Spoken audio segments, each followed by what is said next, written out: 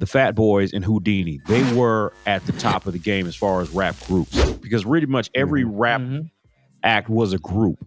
And one of the things that Whodini had on lock is you have to remember, for the youngsters who are listening, there was a time when black radio did not mess with hip hop. The programmers from whatever city you were in to the biggest of the big. Shout out to Frankie Crocker. He's a pioneer. If you are in radio, you should know and do your research on Frankie Crocker, but he hated hip hop.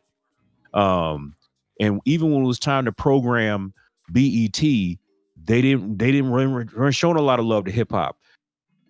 Whodini was that group that could actually bridge the gap a little bit, because as much as we loved Run DMC, they were hardcore for that time. And as much as we love the Fat Boys, I don't feel this way, but a lot of people felt they were a novelty group because, like, oh yeah, they're fat, look at them, this kind of some comedy shit. But when you talk about Whodini really was that group that your parents might like a little bit, because One Love was like kind of that first reaching out to the female listener, because One Love predates I Need Love by LL Cool J. If there's no One Love by Whodini, there's no I Need Love by LL Cool J. And then when you have a song like The Freaks Come Out at Night, like it kind of like your parents, in the 80s liked that record. You know what I'm saying? Because it felt like something they knew. And then when you have a song like Funky Beat, like it's just so much fun.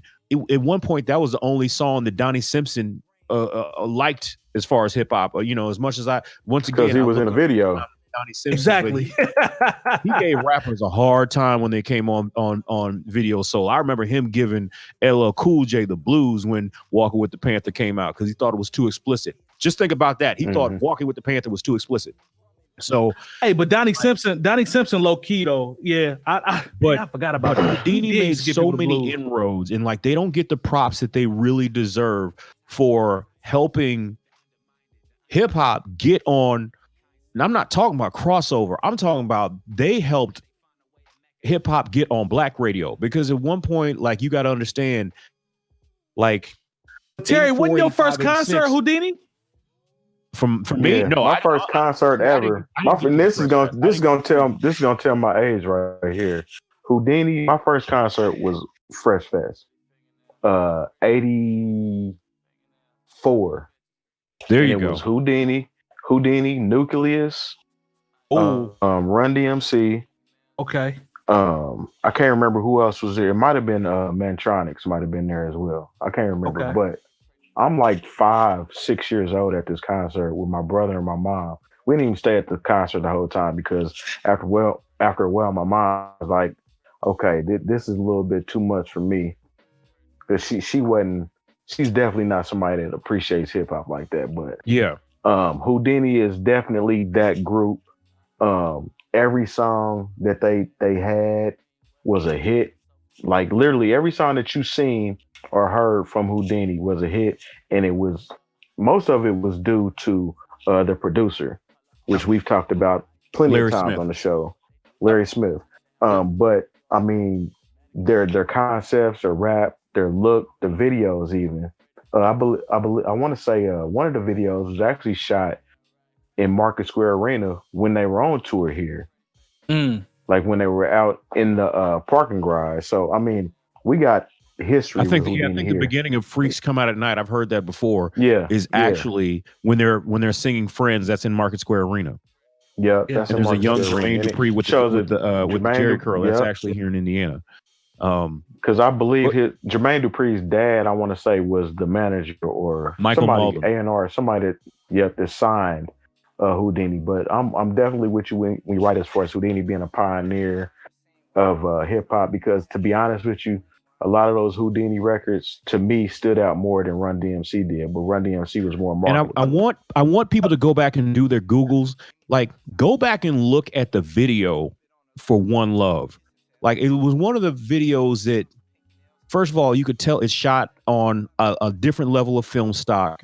They actually had a treatment for it. They actually hired like models and not, girls from around the way.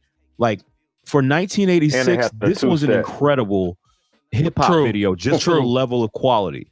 So I mean, I'm telling you, if you're a youngster, look at the videos from the rest of 1986 and look at the video for Whodini's One Love. It's far and above just better.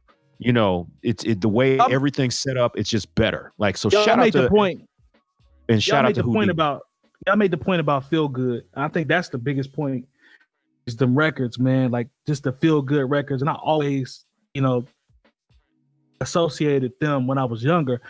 Always associated them as with, oh, that's old boy that wears the hat.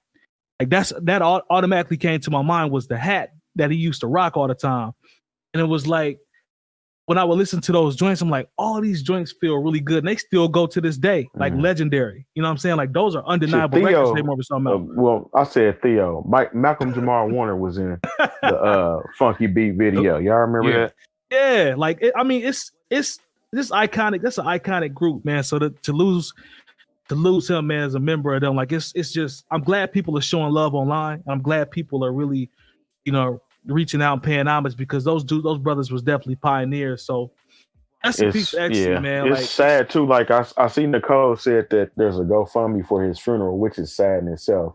That just goes to show you that no matter how iconic that group was, the money wasn't right back then.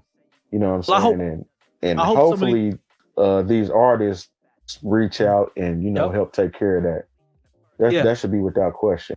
I hope the OGs that are out here really showing love go ahead and get that thing squared away so his family don't even have to worry about it. They can all come together. You know, they got the bread for it. Let's go ahead and get them taken care of. And, you know, if anybody that contribute, I could contribute to. I don't know how much it would be, but I really hope they don't have to have any issues with that because that's definitely a legendary member of the hip hop community, man. So that's a big loss. Let's go ahead and get out of here, y'all. Also, too, real quick, I want to point out since we're talking about rest in peace, there was a producer from here named Chris Kelly. I don't know if you're familiar, but he actually produced a lot of mainstream stuff that just recently passed within the last day or so too. He has Grammy nominated artists such as like 𝐀𝐄𝐃𝐒 and what's his name of Vine and a few others that he actually produced for and engineered for. So definitely want to give a shout out to him as well. If you've enjoyed this segment of the New Old Heads podcast, make sure to join our live show every Tuesday at 9 p.m. Eastern at twitch.tv/bringingdowntheband and join our private Discord community with talks on hip hop, music, news, and everything else.